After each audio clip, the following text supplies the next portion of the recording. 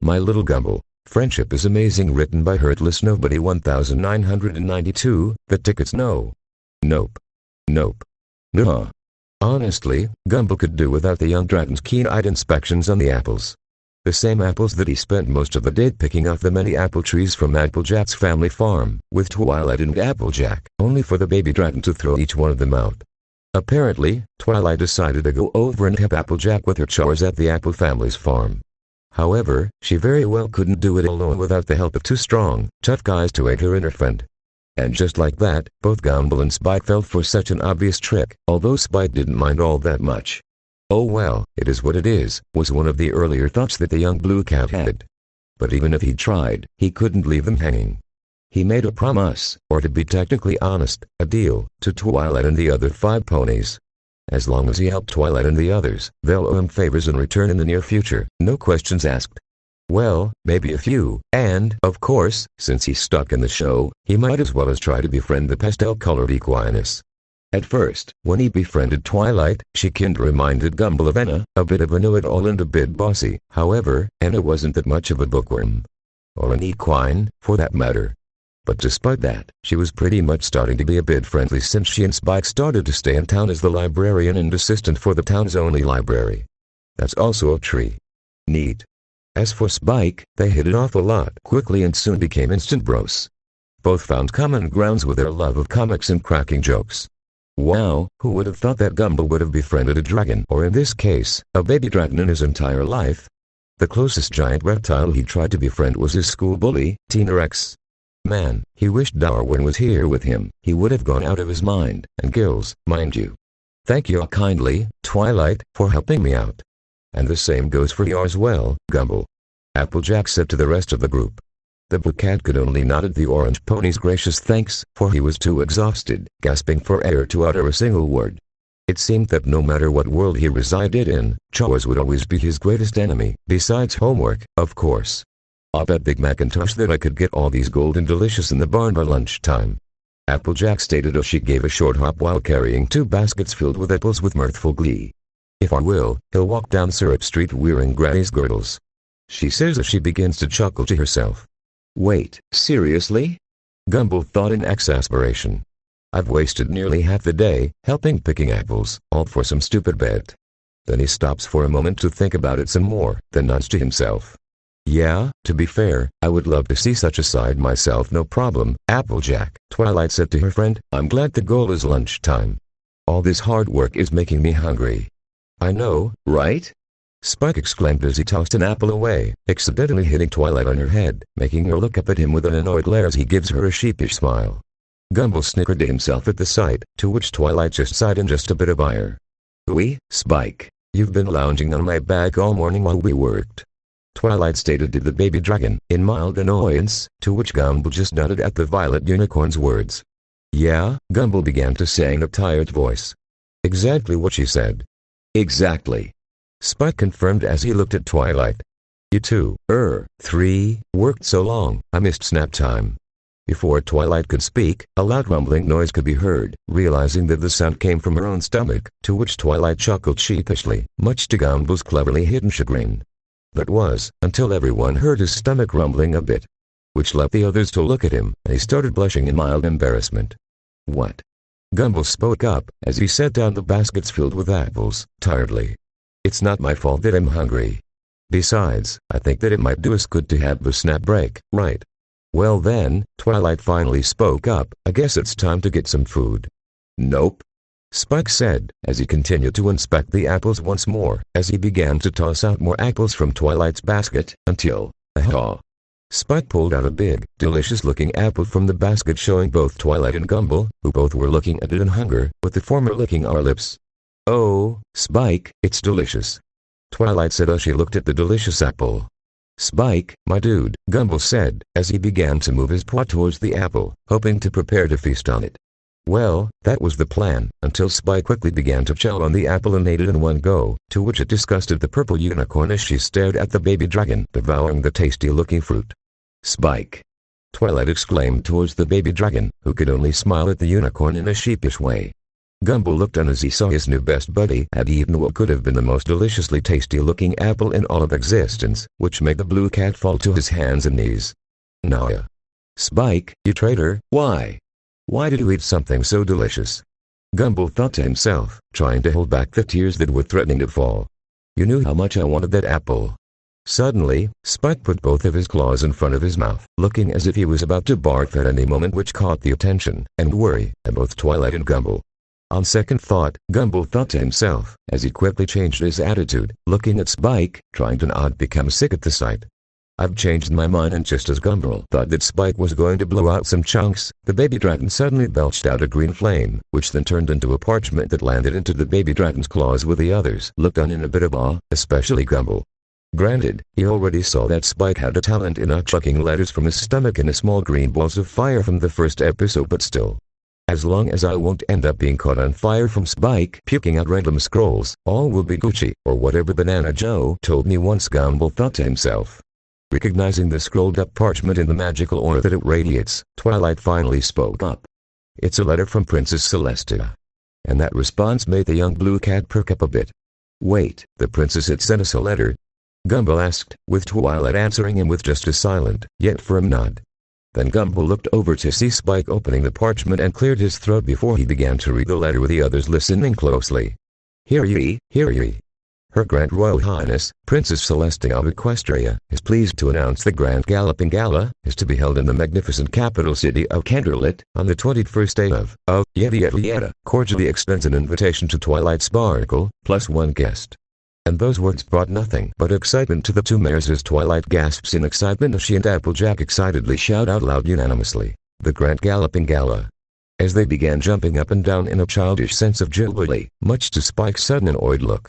Now, as for Gumball, seeing as how he obviously has no knowledge of the world of Equestria, plus, being an ever-curious cat, decided to voice a question to Twilight. What's a Grand Galloping Gala? Is it like some horse racing derby thing?" Before Twilight could answer Gumball's question, Spike suddenly belched out another ball of fire, which soon changed into 2 golden tickets as he quickly grabbed them. "Look! 2 tickets!" Spike said as he held them out for Twilight to see. "Wow, great!" the purple unicorn excitedly exclaimed. "I've never been to the gala." "Have you, Spike?" The baby dragon only looked up at Twilight with a bit of an annoyed expression on his face. "No, and I plan on keeping it that way. I don't want any of the girly, frilly, for nonsense. Okay, can anybody here please tell me what this Grand Galloping Gala thing is?" Gumball spoke up once more, hoping for someone to answer his question. Twilight looked over at Gumball, with a small, yet excited grin on her muzzle. "Well, to put a blunt summary of a description, the Grand Galloping Gala is a party for a lot of nobles and some royalties." "Ah, a party for rich, uppity kinds of people," Gumball thought to himself. "Yeah, I'd rather stay in Ponyville and not risk going to Canterlit to deal with snobby, entitled horses all night long." Twilight then looked down once more to talk to Spike, smiling a bit. "And come on, Spike. A dance would be nice." "Nice."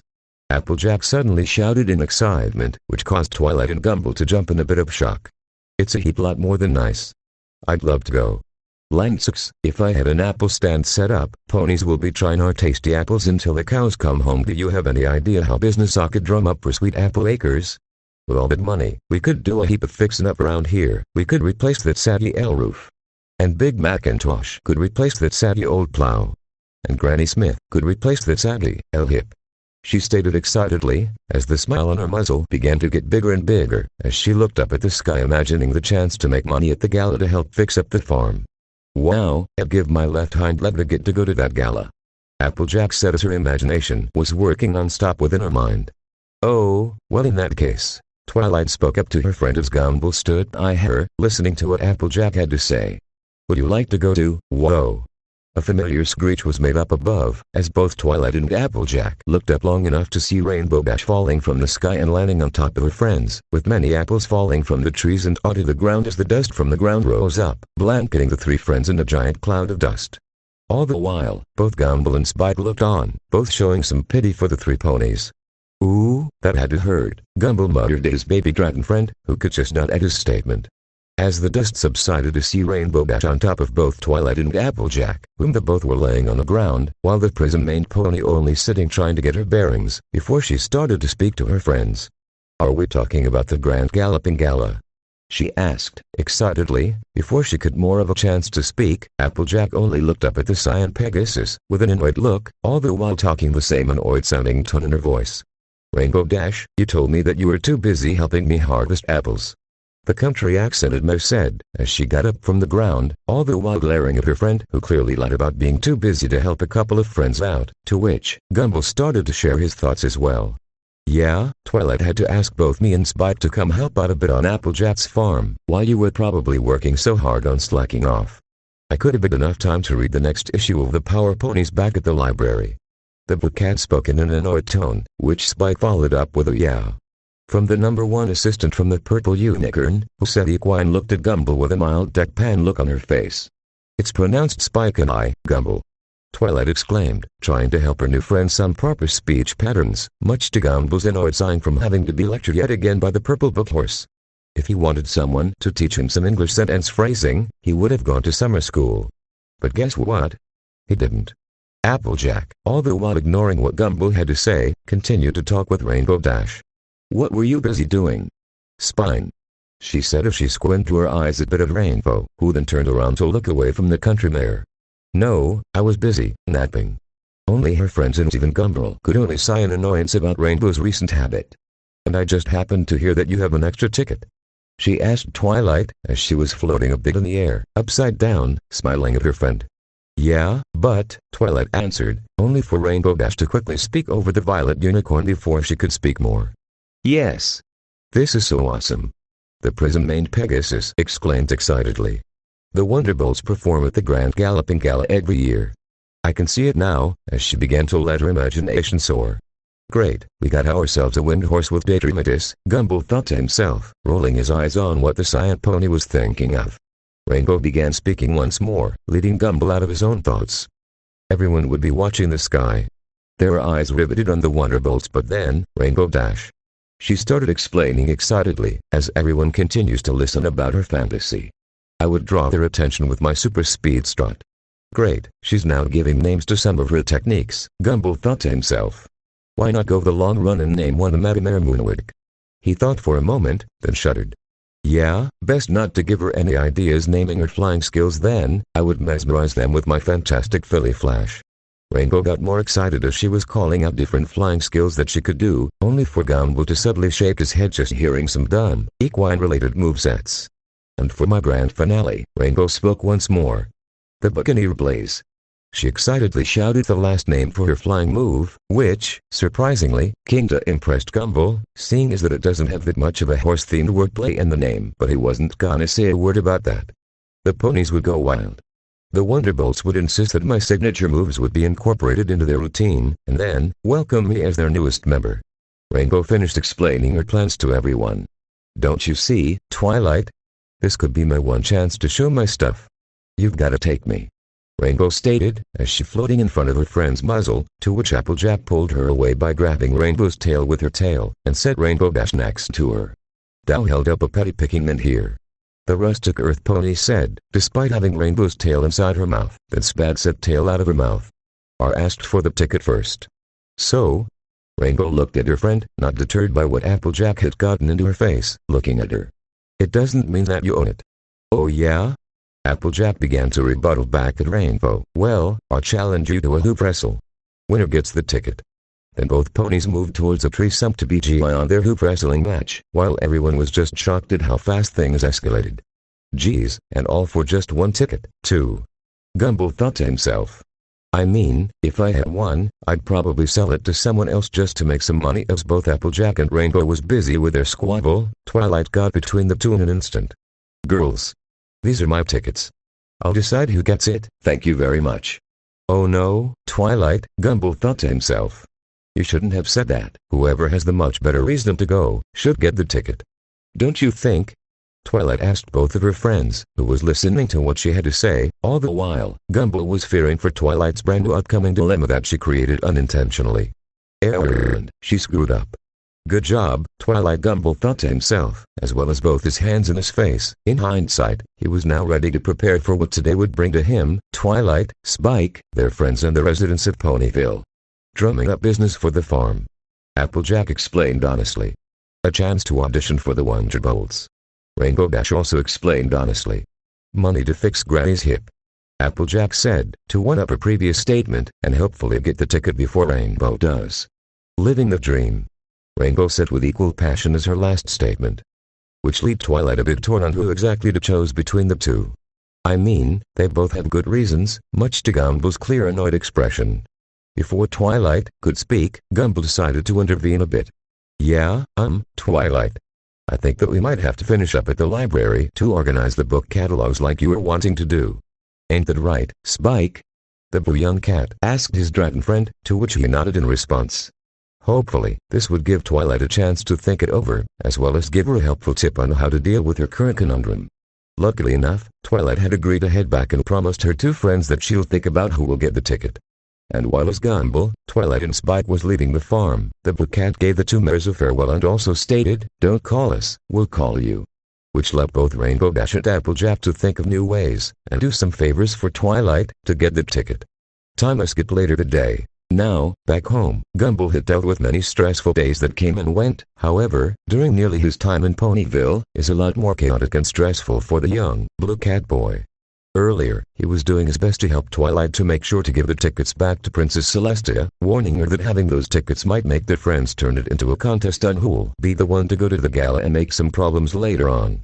Which Twilight seemed to be reluctant to do so, seeing as that she promised her friends that she'd think it over. That was until Pinkie Pie showed up as she overheard their discussion, and stated that she wanted to go just to experience the party and make it more better in hopes to have everyone or every pony enjoying themselves. Which made another one of her friends that had a reason to go. Then later, Rarity, who heard that Twilight had an extra ticket and clarified that she would love to go to the gala, to show off your clothing line of the aristocrats of Canderlit, all the while mingle with them and in hopes of meeting her dream guy, which is to be the Prince of Canderlit himself, Prince Blueblop. Gumball didn't know why he suddenly hated the sound of the name of the guy, but he did. Oh, I saw Spike looked a bit uncomfortable when she speaks about another guy in that tone of voice. I mean, it was obvious that he knew Spike had a crush on Rarity. However, being the bro that he is, he can't help but wish Spike good luck with such an endeavor. I mean, if Gumball can attract his crush Penny, then so can Spike with Rarity. The last of Twilight's friends to know was, of course, Fluttershy, who came to know of the tickets, thanks to her pet bunny/demon spawn, Angel Bunny. Gumball couldn't help but just wonder why that rabbit seemed to hate his guts for some reason. He remembered the last time Gumball went to Fluttershy's cottage to help her with the animals that she has in her home. He figured that Fluttershy loved animals, however, even he didn't know that she practically was gonna help her deal with an entire zoo. Regardless, he went of his way to help her feed the animals. And one of them being Angel Bunny. The first time Gumball willingly went out of his way to feed the rabbit, the little demon all the time laid traps and pulled tricks upon the somewhat innocent boy. Fluttershy stated that he only acts out like that is because he's either jealous or doesn't trust new people that hangs around with Fluttershy. And boy, she wasn't kidding. Anyways, when Twilight asked on what Fluttershy would do if she were to go, she stated that she wanted to see the royal garden, as well as the exotic animals that she wanted to see. Now, even though Fluttershy might not have been so vocal about it, but even Gumball and Twilight knew that she wanted to go, which made Twilight even more stressed out on all of her friends wanting to go to the gala. Honestly, Twilight should have listened to Gumball about his warnings, because now each of her friends are doing nice things for Twilight, so they can get the ticket to the gala. Boy, did he feel like making random predictions like Nostradamus, or was it an Nosferatu?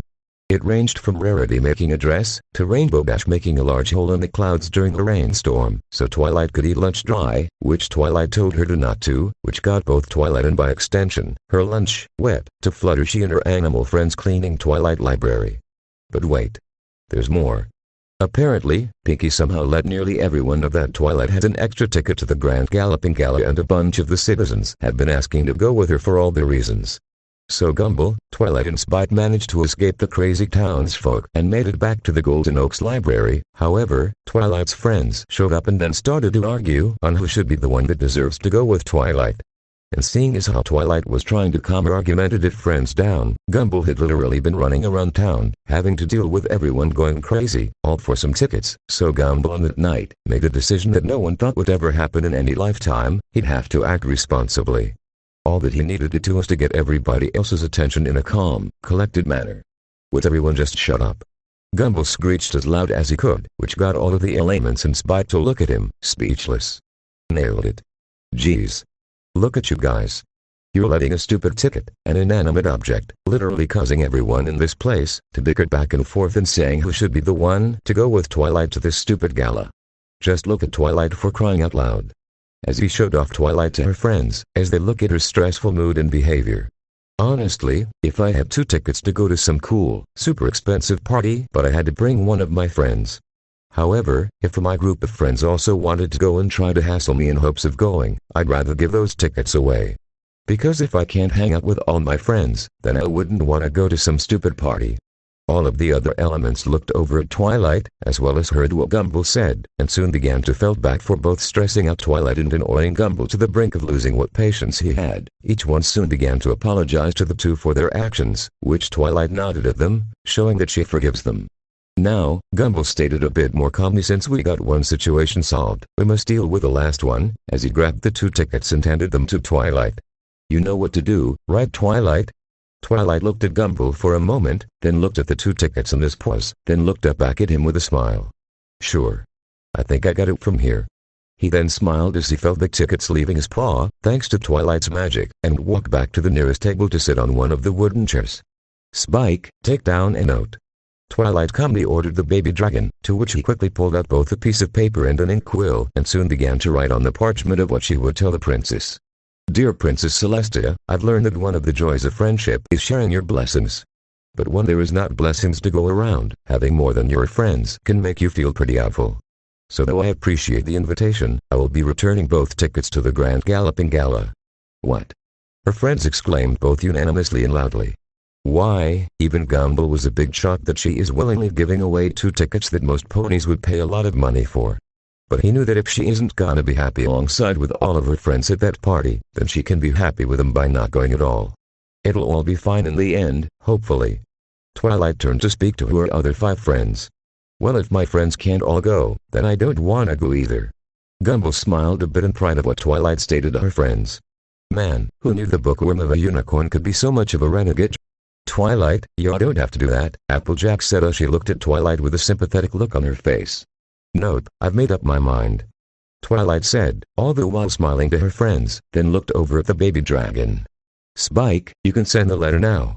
Spike opened up the nearest window, then set the scroll that he made on fire with his magical fire, sending green magical mist towards the direction of the royal palace in Candlelit.